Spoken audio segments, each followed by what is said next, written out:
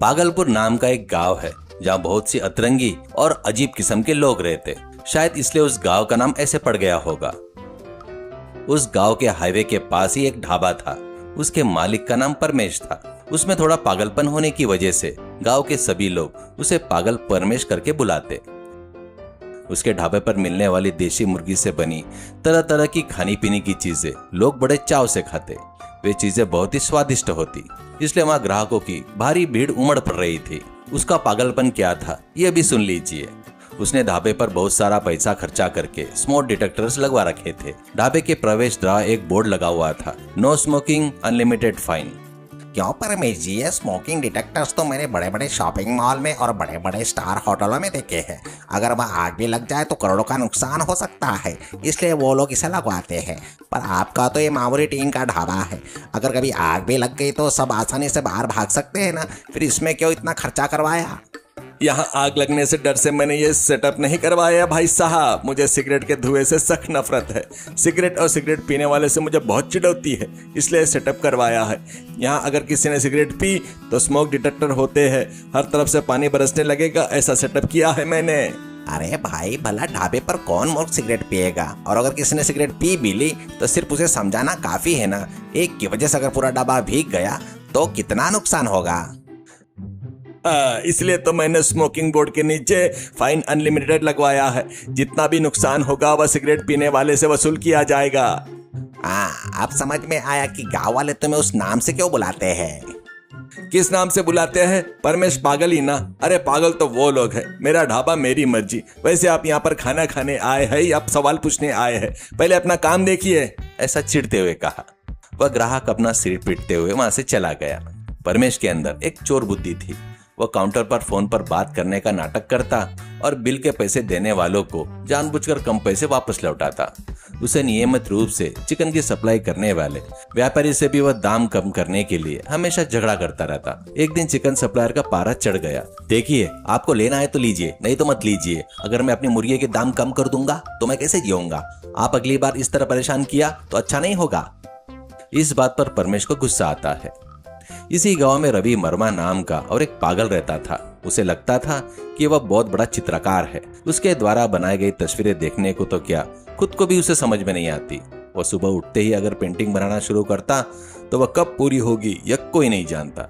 असल में किस चीज की तस्वीर बना रहा है यह समझ में न आने के कारण उसके नौकर भी अपने बाल नोच लेते। पेंटिंग पूरी होने के बाद वह अपने नौकरों से पूछता, ओए लड्डू, ये क्या है और इसका मतलब क्या है? जरा तुम बताओ तो सही। लड्डू सिर खिजाते हुए, मैं जो भी बोलूंगा आप उसे गलत कहेंगे। इससे अच्छा है कि आप खुद ही बता दीजिए।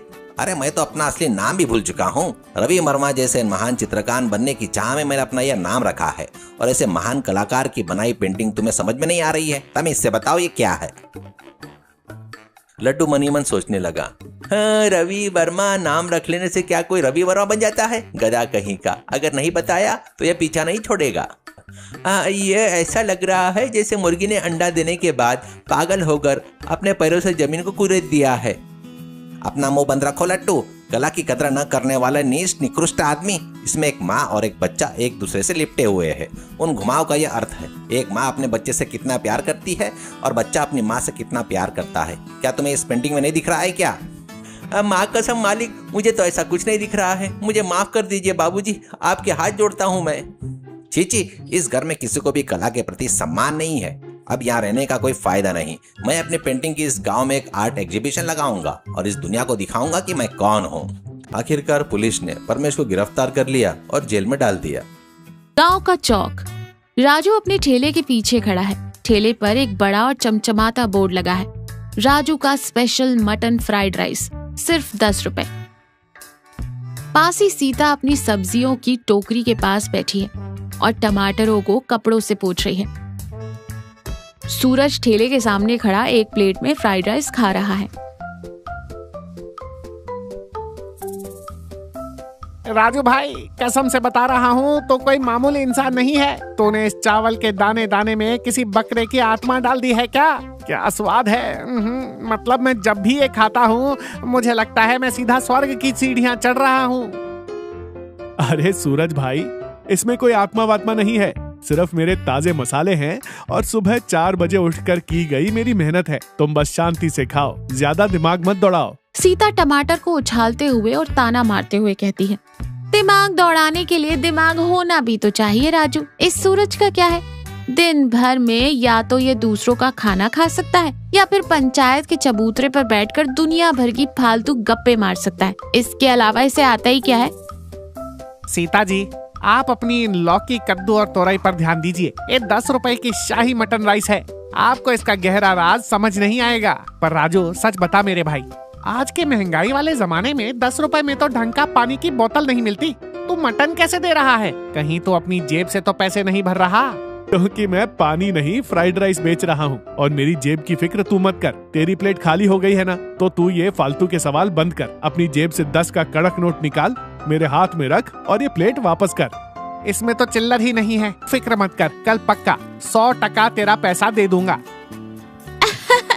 देखा राजू, इससे कहते हैं मटन खाकर उधार की डकार लेना। इसके पास पैसे कभी होते भी हैं क्या? सूरज खाली प्लेट ठेले पर रखता है और नजरें चुराते हुए वहाँ से खिसक लेता है। अगला दिन सुबह का समय, सूरज बहुत ही गंभीर और जासूसों वाला चेहरा बनाकर सीता के पास आता है। सीता, मुझे रात भर एक पल के लिए भी नींद नहीं आई।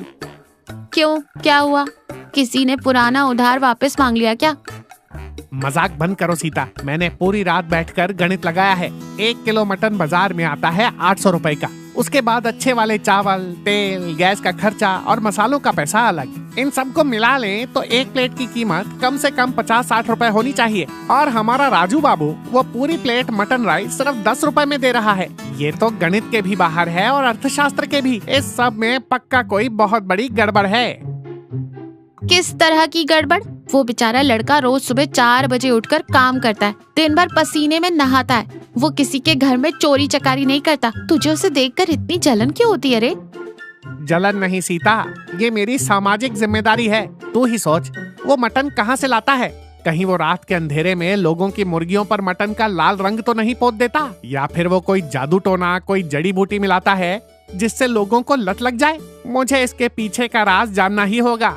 आज रात में उसके घर जाऊंगा और रंगे हाथों पकड़ूंगा। सूरज, तू किसी दिन अपनी फालतू की जेम्स बॉन्ड वाली जासूसी के चक्कर में बहुत बुरी तरह मार खाएगा। उससे उसका काम करने दे और तू भी कोई ढंग का काम ढूंढ ले। ये पेट और स्वाद का सवाल है सीता जी। मैं जा रहा हूँ सच्चाई का पता लगाने। सत्य की जीत होकर रहेगी।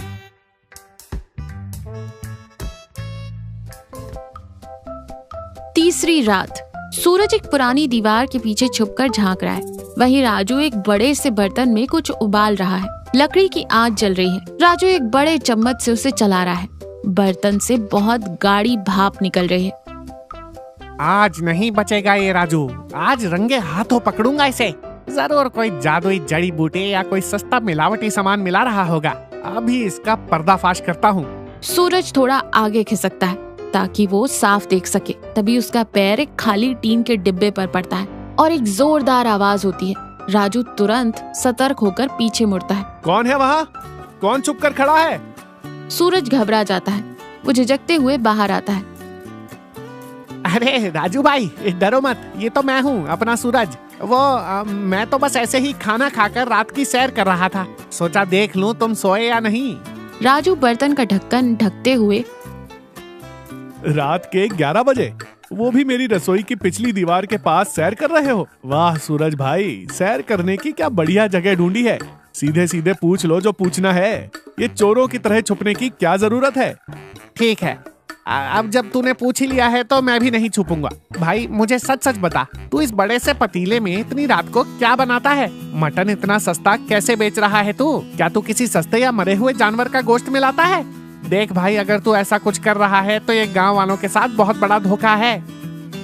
सूरज भाई, मैं गरीब जरूर हो सकता हूँ, लेकिन मैं बेईमान नहीं हूँ। मैंने आज तक किसी को धोखा नहीं दिया और ना ही कभी दूंगा। तुम खुद ही आकर देख लो कि मैं क्या बना रहा हूँ। आ जाओ पास। राजू पतीले के पास जाता है और उसका भारी ढक्कन हटाता है।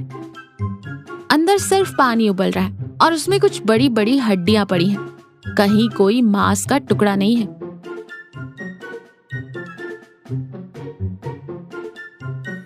हैं? ये क्या है? इसमें तो सिर्फ हड्डियां हैं, वो भी सूखी हुई। बोटियां कहाँ हैं?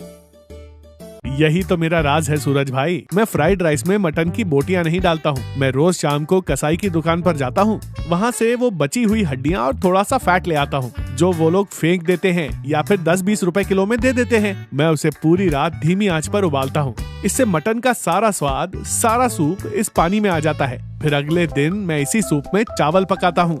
मतलब तू मटन राइस नहीं, मटन के स्वाद वाला राइस बेचता है। पर फिर तू उसे अपने बोर्ड पर मटन फ्राइड राइस क्यों लिखता है? क्योंकि उसमें मटन का ही अर्क तो है। मैं किसी से ये बात कभी नहीं छुपाता। जो भी मुझसे पूछता है मैं उसे यही सच्चाई बताता हूँ। लेकिन ये राज मैं तुम्हें कल चौक पर सबके सामने समझाऊंगा। अभी मुझे अपना काम करने दो और तुम जाकर सो जाओ। सूरज कुछ समझ नहीं पाता और वहाँ से चला जाता है। राजू अपने ठेले पर काम कर रहा है। सीता अपनी दुकान पर है। सूरज वहाँ खड़ा है, लेकिन आज वो हमेशा की तरह बकवास नहीं कर रहा। सीता, राजू सच में बहुत चालाक और होशियार है। वो मटन के बिना ही मटन का पूरा स्वाद दे रहा है। क्या गजब का दिमाग लगाया है बंदे ने। मैंने तुझे कल ही कहा था ना, वो लड़का अपनी मेहनत की खाता है, किसी की चोरी या बेईमानी नहीं करता। तभी वहाँ हरी आता है। हरी के कपड़े मैले हैं, मिट्टी से सने हुए। उसके चेहरे पर दिन भर की कड़ी धूप और भारी थकान साफ दिख रही है। उसके कांपते हाथों में कुछ मुड़े तोड़े 10 के नोट और सिक्के हैं। राजू बेटा, मुझे 1 प्लेट राइस दे दे। सुबह से कुछ नहीं खाया, पेट में चूहे कूद रहे हैं। अरे हरी काका, आइए आइए, यहाँ छाव में बैठिए।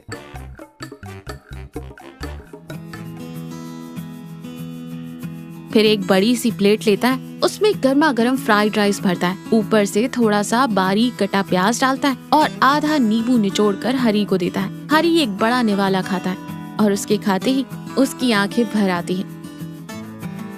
बेटा, मेरे जैसे दिहाड़ी मजदूर की दिन भर पत्थर तोड़ने के बाद की कमाई सिर्फ 150 रुपए होती है। अगर मैं 200 रुपए का असली मटन खाने किसी होटल में बैठ जाऊं तो मेरे बच्चे रात को भूखे सोएंगे। पिछले 3 साल से मटन का स्वाद कैसा होता है ये मैं भूल चुका था, लेकिन तेरे 10 रुपए के चावलों ने मेरी वो इच्छा, वो मुराद पूरी कर दी। इस खाने में वो ताकत है जो मुझे कल फिर से धूप में मजदूरी करने की हिम्मत देती है। भगवान तुझे हमेशा खुश रखे। हरी शांति से अपने चावल खाने लगता है। राजू बहुत ही संतुष्टि से मुस्कुराते हुए उसे देख रहा है। सूरज और सीता ये सब चुपचाप देख रहे हैं।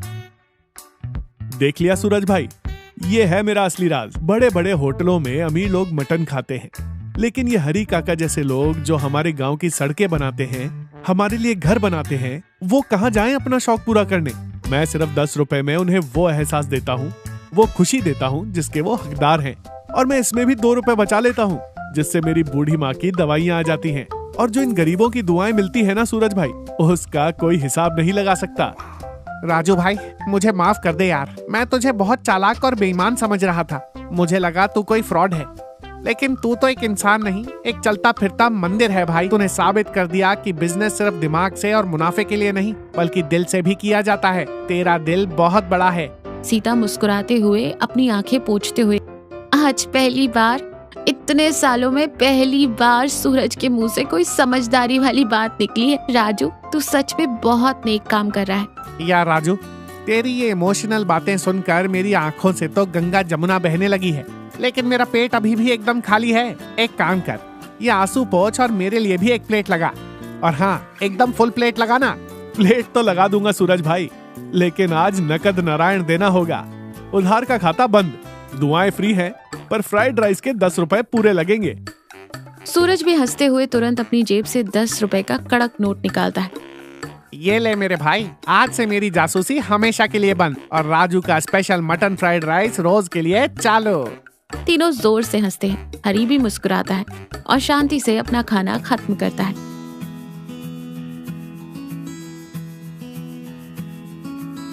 तो देखा, सच्ची सफलता और सुकून सिर्फ पैसा कमाने में नहीं है, बल्कि अपनी सूझबूझ और हुनर से दूसरों के चेहरे पर खुशी लाने में है।